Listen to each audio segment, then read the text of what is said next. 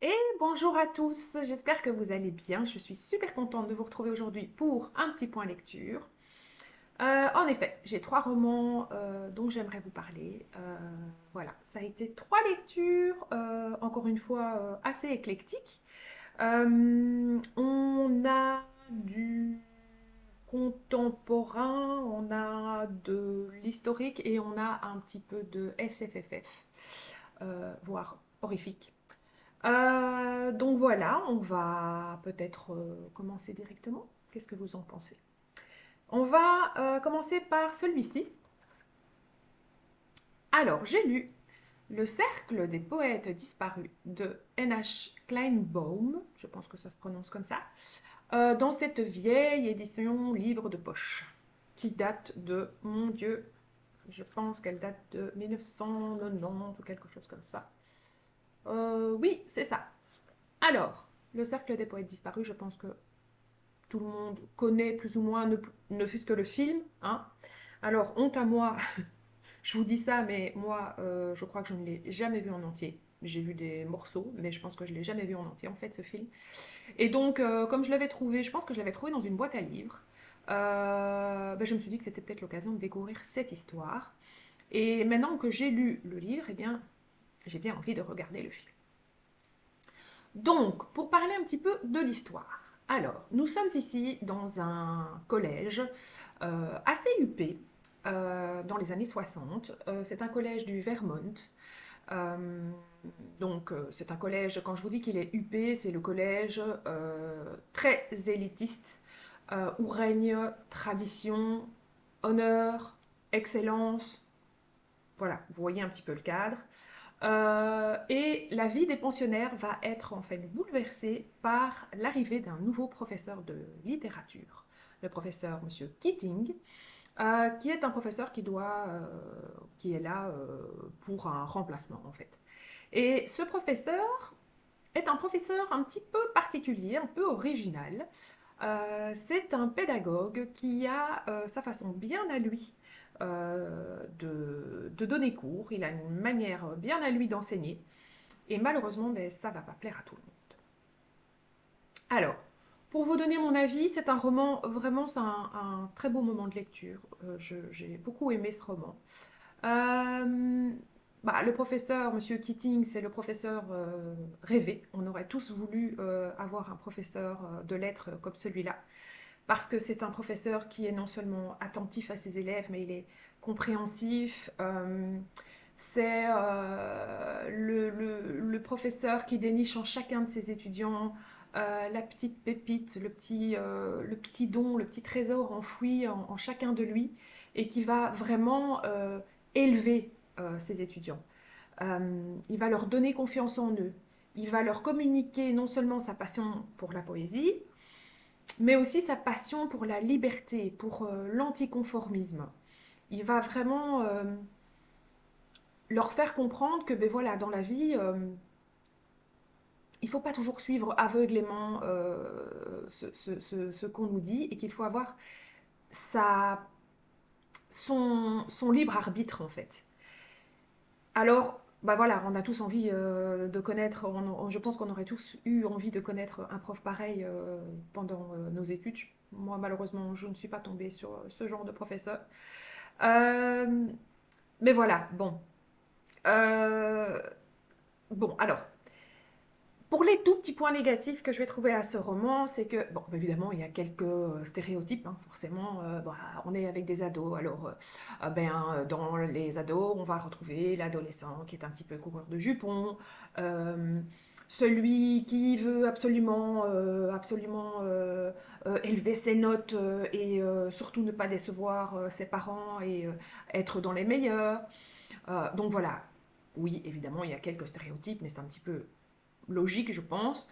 Et je trouve que les personnages secondaires aussi sont très bien travaillés, parce que ce sont des personnages que quelque part on déteste, parce que forcément ils sont contre le professeur, ils sont contre Monsieur Keating, donc voilà, ça les rend très désagréables, on a par moments envie de les frapper, mais voilà, ça fait partie des bons points de ce roman. C'est une histoire qui est bien construite, mais qui pour moi aurait pu être aussi un peu plus longue, parce que je trouve qu'elle n'a pas été assez approfondie. Pour moi, en fait, l'auteur aurait pu approfondir un petit peu le fait justement qu'on était avec des adolescents. Et il aurait pu approfondir ben justement tout ce qui se passe dans la tête d'un ado, les émotions que peuvent vivre les adolescents, les relations familiales entre donc les parents et les ados. Euh, voilà, la psychologie des personnages pour moi n'a pas été assez développée. Alors, est-ce que c'est parce que c'est le roman qui a été écrit après le film? Je ne sais pas.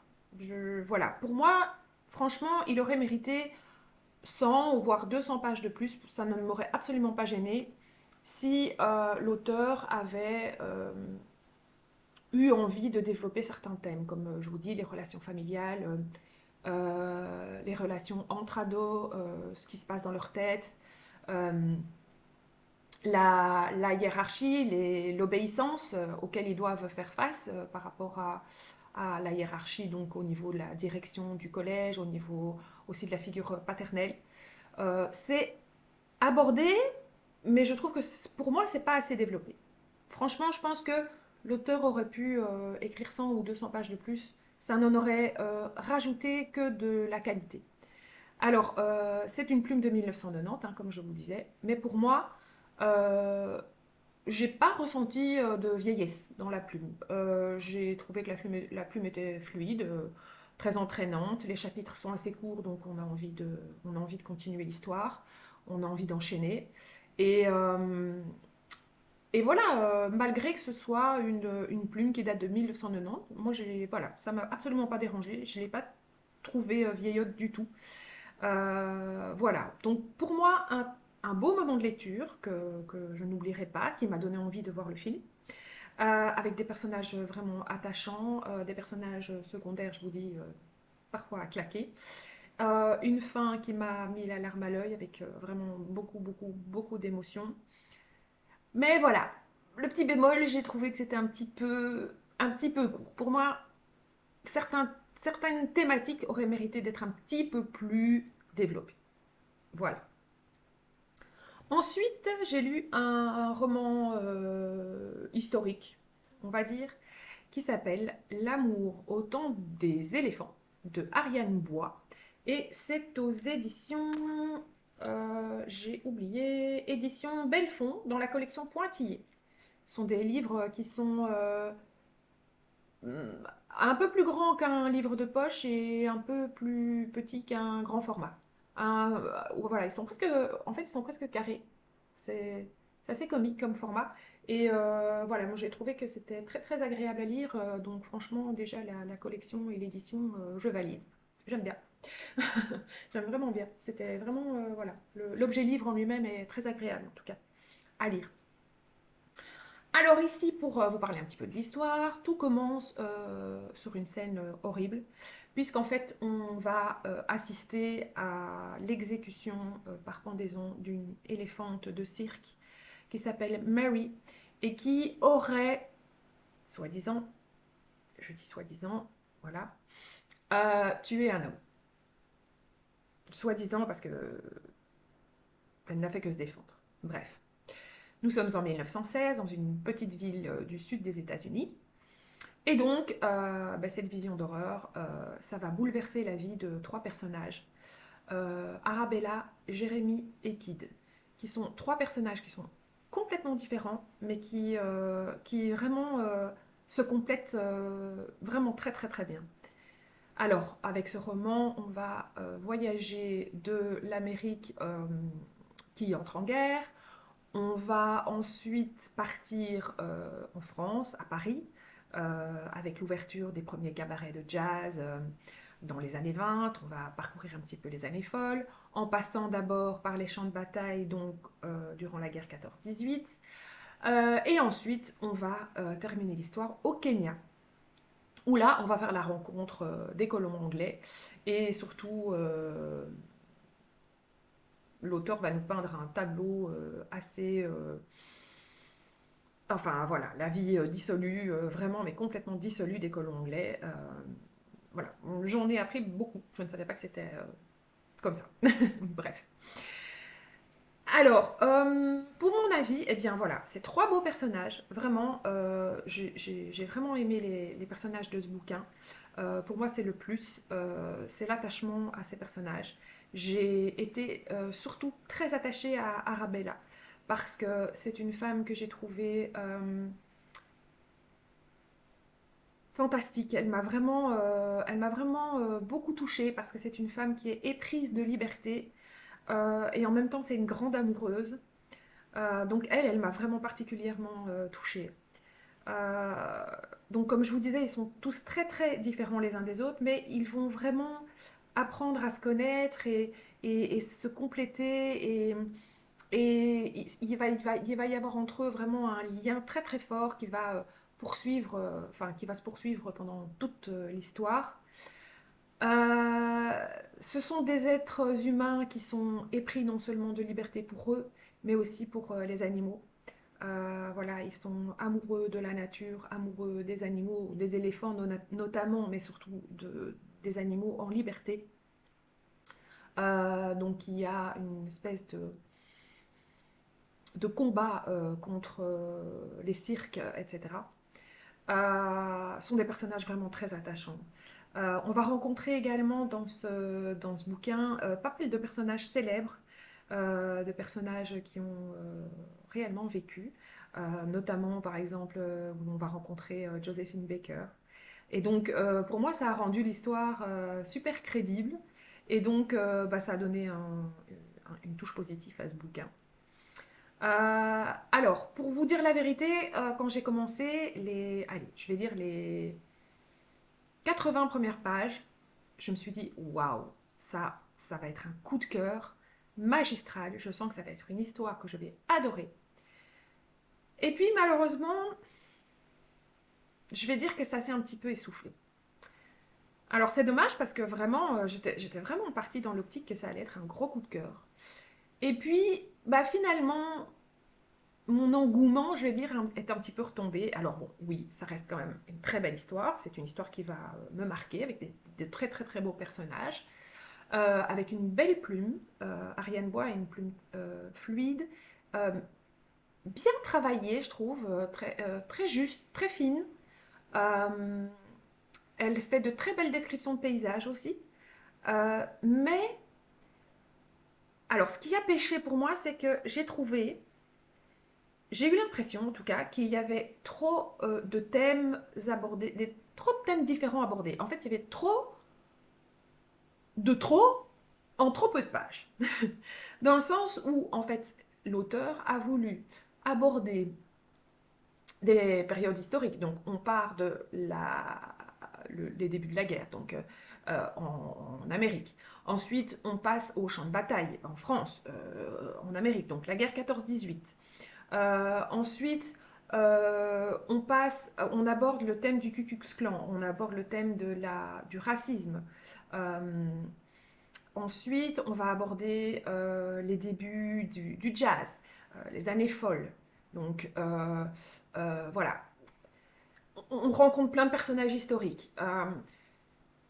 Et j'ai l'impression qu'en fait, tous ces thèmes-là n'ont pas été assez approfondis. Tout a été un petit peu survolé, comme ça, parce que bon, bah, c'est un bouquin qui fait pas non plus énormément de pages. Hein, il fait 248 pages.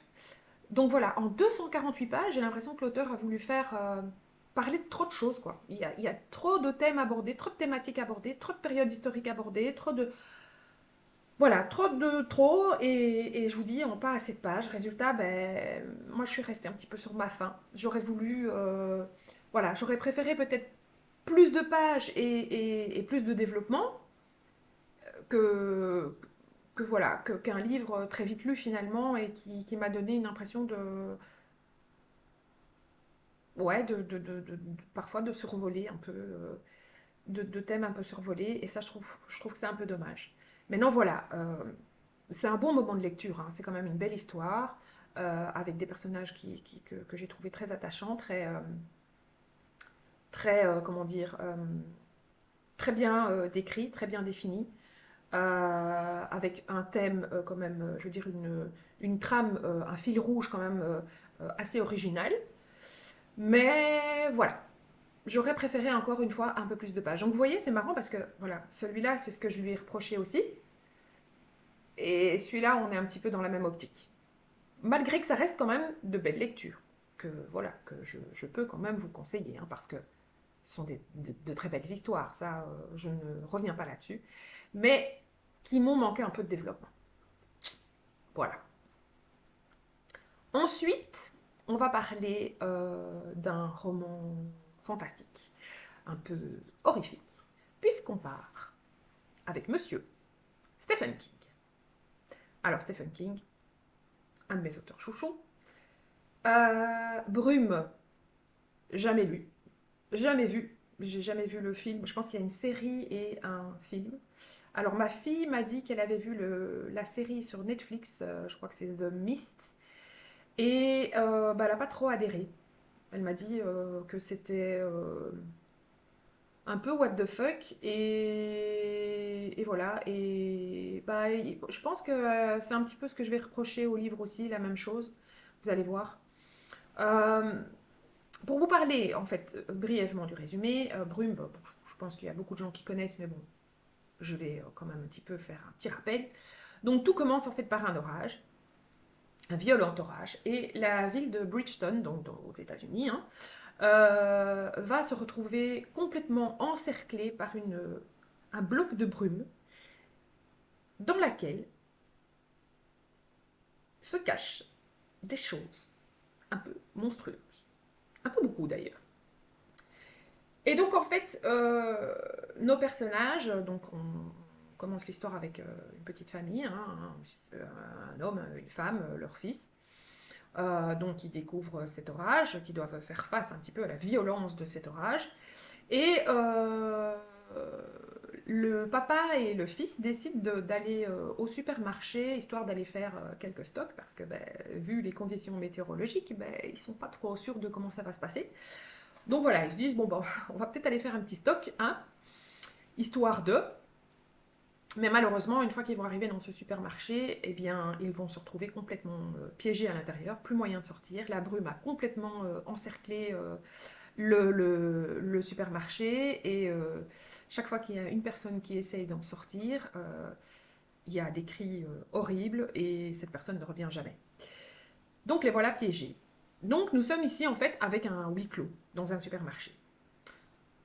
Alors, la force de King, c'est la façon dont il cerne ses personnages, la façon dont il cerne la psychologie des êtres humains. King a ce don pour cerner l'homme, pour approfondir les relations humaines dans ce qu'elles ont de pire comme de meilleur. Ça, c'est la force de King, et ça, je reviendrai jamais là-dessus.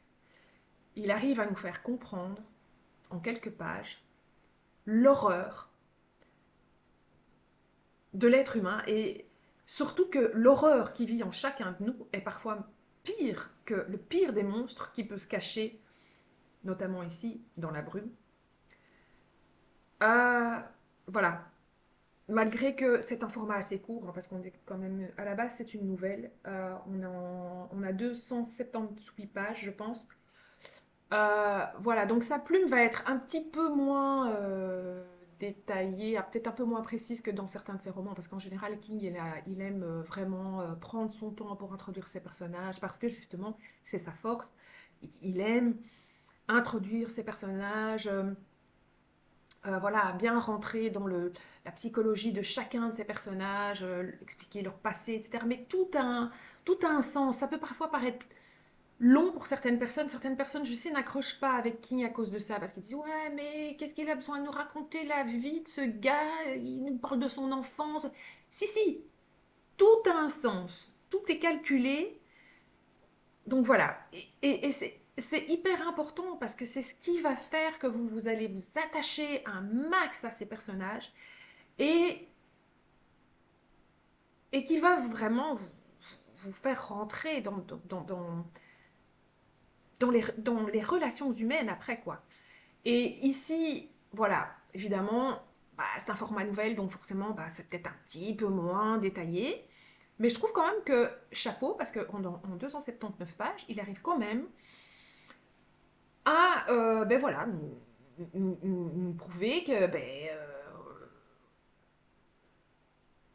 l'homme, c'est parfois ce qu'il y a de pire, quoi. C'est parfois lui le pire par rapport au monstre. Et c'est génial, quoi. Sa relation entre les personnages, entre, dans ce supermarché, vous êtes avec évidemment différents publics. Donc, bon, ils ne sont pas tout seuls dans le supermarché, il y a plein d'autres personnes.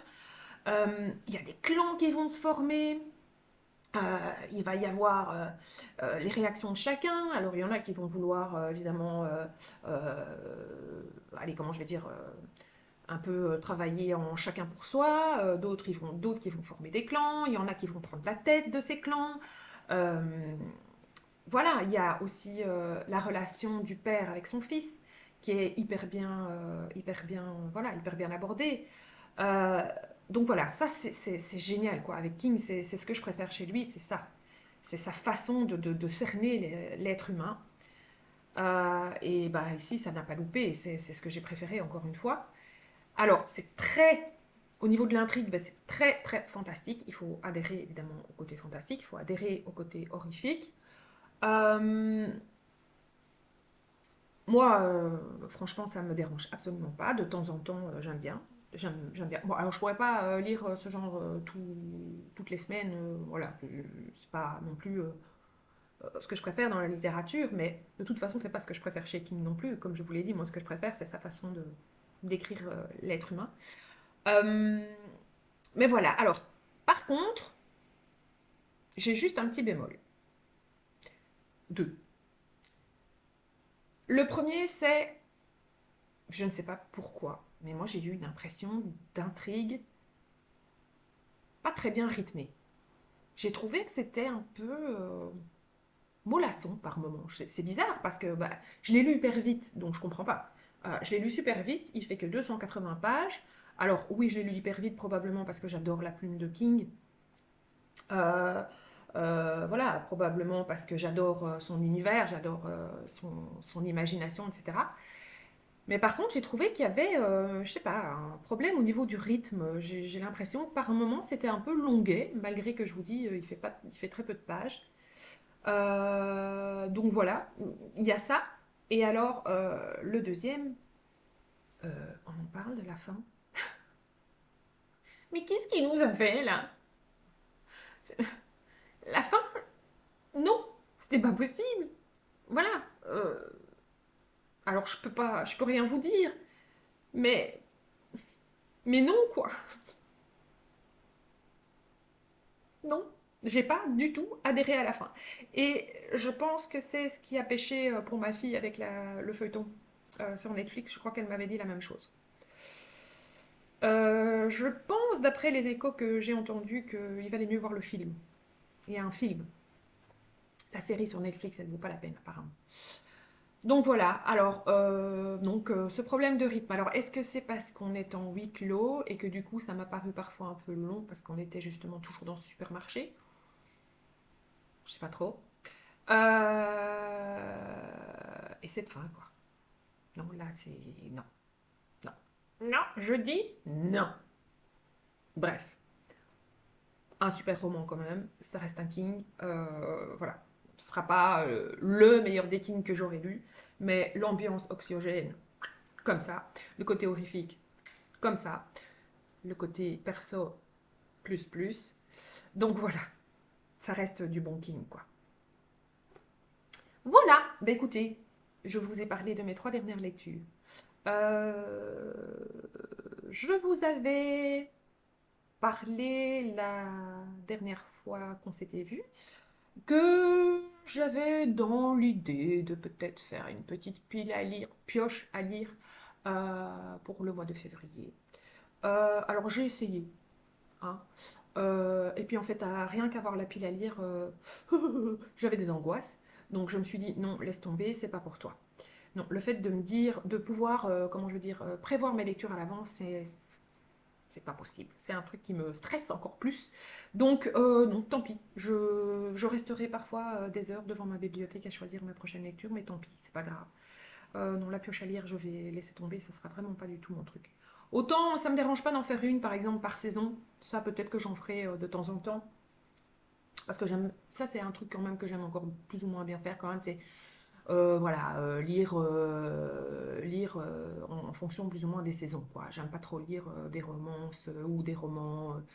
Je pense à une romance, par exemple, Duel au soleil, par exemple, le dernier que j'avais acheté là dans mon book haul. Eh bien, c'est une histoire qui se passe en été. Bah, voilà, j'aime autant la lire en été. Voilà. Mais non, la pioche à lire ou la pâle, non, ça va pas le faire avec moi. C'est beaucoup trop. Ouf. Je me sens un peu prise au cou, obligée de lire ça, et non, non, non, ça va pas. Voilà, et bien, pour l'instant, qu'est-ce que j'ai d'autre à vous dire? Eh bien, j'ai terminé déjà un autre roman qui a été un thriller comme ça. Je vous en parlerai la prochaine fois. Du coup, ça m'a donné envie de relire du thriller. Je suis à fond là-dedans pour l'instant. Oui, cherchez pas, hein. Vous ai fait un book haul la dernière fois avec plein de petites lectures doudou, les romances, voilà, les petites lectures feel good, tout ça. Hein. J'avais envie d'acheter ça à ce moment-là parce que j'étais dans un mood un peu tristoun et que du coup, ben, j'ai eu envie de réconfort et du coup, je me suis acheté plein de petites lectures comme ça. Et maintenant que j'en ai plein ma bibliothèque, eh ben, j'ai envie de lire du thriller et du roman noir. Voilà, faut pas chercher, c'est moi. Je suis un petit peu contrariante. Bref, trêve de bavardage et de plaisanterie. Je vous laisse là.